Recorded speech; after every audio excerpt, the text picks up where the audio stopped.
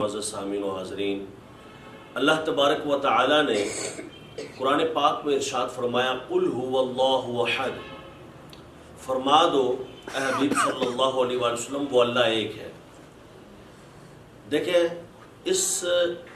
آیے کریمہ میں جہاں توحید خداوندی کے جام پینے کو ملتے ہیں، وہاں رسالت مصطفی صلی اللہ علیہ وآلہ وسلم کے حسین نظارے بھی ملتے ہیں۔ دیکھیں اللہ فرماتا ہے قل، اس کا ترجمہ اعلیٰ حضرت امام اہل سنت امام احمد رضا خان رحمۃ اللہ تعالی علیہ فرماتے ہیں تم فرماؤ۔ آپ فرماتے ہیں تم فرماؤ، حالانکہ ترجمے میں اردو زبان کا لحاظ رکھا جائے تو تم کے بعد فرماؤ نہیں آتا، تم کے بعد کہو آتا ہے، تم کہو۔ اگر فرماؤ کہنا ہے تو آپ کہتے ہیں، آپ فرمائیں۔ تو یہ کیا وجہ ہے کہ اردو جاننے والے اور بہترین دنیا کے اردو جاننے والے امام اہل سنت امام عاشقاں امام احمد رضا خان رحمۃ اللہ تعالی نے تم فرماؤ ترجمہ کیا؟ کیوں؟ اس لیے کہ وہ اردو زبان تو جانتے ہی جانتے ہیں، لیکن وہ اللہ تبارک و تعالی سے عشق کرنا بھی جانتے ہیں، وہ رسول اللہ سے وفاداری بھی جانتے ہیں، وہ اللہ کی عظمتیں بھی پہچانتے ہیں، وہ رسول اللہ کی شانیں بھی پہچانتے ہیں، اور اللہ تعالیٰ کی عظمت کا اظہار کرتے ہوئے تاکہ پتہ چل جائے دنیا والوں کو کہ احمد رضا خان اس فلک کا نام ہے، اس آسمان کا نام ہے، اس آفتاب کا نام ہے، اس مہتاب کا نام ہے، اس شاہکار کا نام ہے، اس سالار کا نام ہے، عشق دنیا کے اس مستانے کا نام ہے جو قل کہتا ہے تو تم فرماؤ ترجمہ کر کے بتا دیتا ہے۔ اللہ کی عظمت اور شان یہ ہے کہ وہ بڑا ہے، اور بڑا جب چھوٹے سے کہتا ہے تو تم کہتا ہے۔ یہ شان خداوندی کا اظہار ہوا، اور پھر فرمایا تم فرماؤ، تم کہو نہیں کہا۔ کیوں؟ وہ عشق مصطفی کا جام پینے والا، وہ عظیم عاشق مصطفیٰ، وہ دنیا عشق و مستی کا سالار امام اہل سنت امام احمد رضا خان رحمت اللہ تعالی علیہ، آپ ترجمہ کرتے ہوئے فرماتے تم فرماؤ۔ اللہ بڑا ہے اور بڑا چھوٹے سے کہے تو تم کہتا ہے، اور آگے کہو نہیں کہا۔ کیوں؟ کہنے کا تعلق امت مصطفیٰ سے تھا، اور جو چھوٹا ہے اللہ سے، وہ بڑا ہے ساری کائنات سے۔ تو اب یہ نہیں کہ تم کہو، فرمایا تم فرماؤ، اس لیے کہ جب ساری کائنات سے بات کرو گے تم بڑے ہوگے، کائنات چھوٹی ہوگی، فرمایا فرماؤ۔ یعنی خدا کی عظمت کا اظہار بھی ہو گیا، مصطفیٰ کی عظمت کا اظہار بھی ہو گیا، ایک ہی جملے میں۔ صرف دو لفظ ہیں، تم فرماؤ، اور دو لفظ میں جو خدا کی توحید بھی بیان کرے، مصطفیٰ کی رسالت کی عظمت بھی بیان کرے، کمال نہیں ہو جاتی؟ اسے امام عشق محبت امام اہل سنت امام محمد رضا خان رحمت اللہ تعالی علیہ فرماتے ہیں۔ چلتے ہوئے ایک بات سے اور اظہار کر دیتا ہوں۔ لوگ کہتے ہیں جناب یہ فلاں سنی شرک کرتا ہے، استغفر اللہ العظیم، سنی شرک کرتا ہی نہیں، سنی تو شرک ختم کرتا ہے۔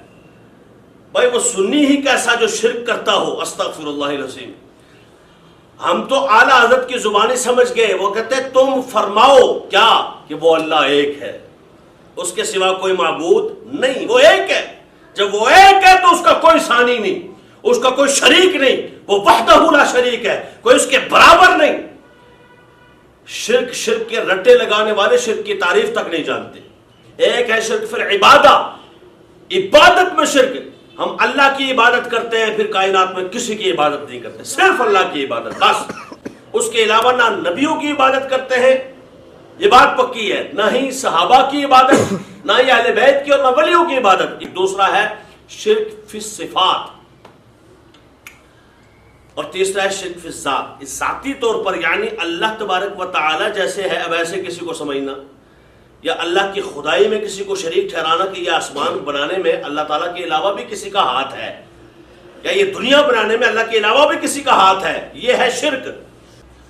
لہذا یہ جتنے نجد سے لے کے جہنم تک، یہ خارجی جو مصطفیٰ کریم کے دور سے لے کے آج تک، اور پھر صبح قیامت تک آئیں گے اور بک بک کرتے رہیں گے اور کہیں گے جی یہ بڑا شرک ہے، جی یہ شرک کرتے ہیں، جی تو یہ جھوٹ کہیں گے۔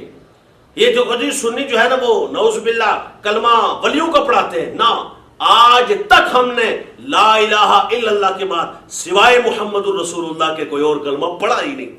نہ کسی کو تعلیم دی، نہ کسی کو کہاں پڑھا کرو۔ اور جس نے جہاں یہ بات کی اس نے مذاق اڑایا دین کا، اس لیے کہ ہمارے سنیوں کے ہاں کبھی ایسا نہ کلمہ پڑھا جاتا ہے، نہ اس کی تعلیم دی جاتی ہے، نہ کہیں عقائد کی کتابوں میں موجود ہے، کہیں بے سند اور بے سروپا بات کسی جگہ آ گئی تو وہ کتابت کی غلطی ہے، کتابت کی غلطی، اور وہ کتاب جس میں یہ ہے وہ کتاب بھی کوئی سند سے ثابت نہیں۔ ایسے ہی لوگوں کو بے وقوف اور الو بنانا، دیکھو فرق ہے، لوگ کہتے ہیں تم بھی تو گستاخی کا نعرہ لگاتے ہو کہ فلاں نے گستاخی کیا، ہم کہتے ہیں، ہم اس لیے کہتے ہیں، ہم جو گستاخی کا اشرف علی تھانوی، رشید احمد گنگوئی، قاسم ننوتوی، اسماعیل امبیٹوی اور دیگر پر جو ہم فتویٰ اعلیٰ حضرت نے لگایا، تو وہ آج تک اسے آن کرتے ہیں، مانتے ہیں، وہ کہتے ہیں ہاں جی ہم اسے مانتے ہیں، تمہیں سمجھ نہیں آئی بات، ٹھیک ہے، نماز میں رسول کا خیال آئے تو گدھے کے خیال سے بھی برا ہے، استغفر اللہ۔ یہاں تک اسماعیل دہلوی نے لکھا صراط مستقیم کے صفحہ نمبر 118 پر، جسے اہل حدیث اور دیوبندی دونوں مانتے ہیں، اور وہاں دیوبندی اہل حدیث دونوں کہتے ہیں ہاں ہاں بالکل جی انہوں نے ٹھیک لکھا ہے، آپ کو سمجھ نہیں آئی۔ ہم نے تو کبھی نہیں کہا چشتی رسول اللہ ٹھیک لکھا ہے تمہیں سمجھ نہیں آئی، ہم کہتے ہیں چشتی رسول اللہ غلط ہے، شبلی رسول اللہ غلط ہے، فلاں فلاں رسول اللہ نہیں، رسول اللہ صرف ایک ہے، ہمارے رسول وہ ہے محمد الرسول اللہ صلی اللہ علیہ وآلہ وسلم جو خاتم النبیین ہے۔ باقی سب انبیاء 1,24,000 کم و بیش انبیاء جو گزرے، ہم سب پر ایمان رکھتے ہیں، مانتے ہیں، لیکن اب جو ہمارے نبی ہیں جن کی شریعت پر ہم چلتے ہیں وہ ایک ہی ہے، نبی آخر الزمان محمد عربی صلی اللہ علیہ وسلم، اور جو ان کے سوا کسی کو رسول مانے، نبی مانے، قطعاً یقیناً کافر بھی ہے اور جہنم کا مستحق بھی ہے۔ اور ایک ہے شرک فی صفات، صفات میں دیکھو میں بھی دیکھ رہا ہوں اور آپ بھی دیکھ رہے ہیں، اللہ بھی دیکھ رہا ہے اللہ، اور آپ بھی دیکھ رہے ہیں، مجھے دیکھ رہے ہیں، اللہ بھی دیکھ رہا ہے،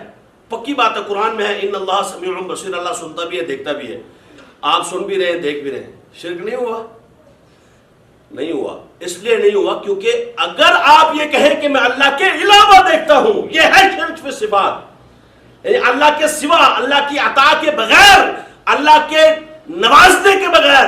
اللہ کے دکھانے کے بغیر دیکھتا ہوں، یا اللہ تبارک و تعالیٰ کے سنوانے کے بغیر سنتا ہوں، تو یہ شرک ہے۔ اللہ سنتا ہے، اسے کوئی سنواتا نہیں، میں اور آپ سنتے ہیں، ہمیں اللہ سنواتا ہے، یہ شرک نہیں، یہ توحید ہے، اور ہم یہی عقیدہ رکھتے ہیں۔ اگر کوئی کہے کہ رسول اللہ ہماری بات کو،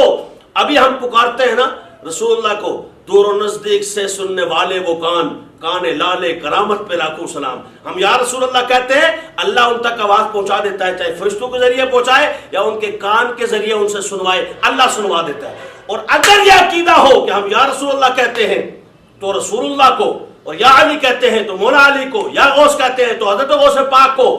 اللہ نہیں سناتا، وہ خود سنتے ہیں اللہ کے سنائے بغیر، تو یہ کفر ہے، یہ شرک ہے، یہی جہنمی والی بات ہے۔ لیکن رب کعبہ کی قسم، کائنات میں کسی سنی کا یہ عقیدہ نہیں کہ وہ اللہ کے بغیر سنتے ہیں، ہم تو توحیدی عقیدہ رکھتے ہیں، جیسے میں اور آپ سنتے ہیں اور اللہ بھی سنتا ہے، لیکن اللہ ذاتی سنتا ہے، ہم اس کی عطا سے سنتے ہیں، اسی طرح رسول اللہ ہوں، مولا علی ہوں، غوث پاک ہوں یا دیگر ہستیاں ہوں، اللہ سنواتا ہے اور وہ سنتے رہتے ہیں، اللہ تعالیٰ ان سے مدد کرواتا ہے اور مدد کرتے رہتے ہیں، اور صبح قیامت تک کرتے رہیں گے۔ اور ہم بھی اس توحید پر جو قرآن نے بتائی، جو رسول اللہ کے فرمان نے بتائی، انشاءاللہ چلتے رہیں گے۔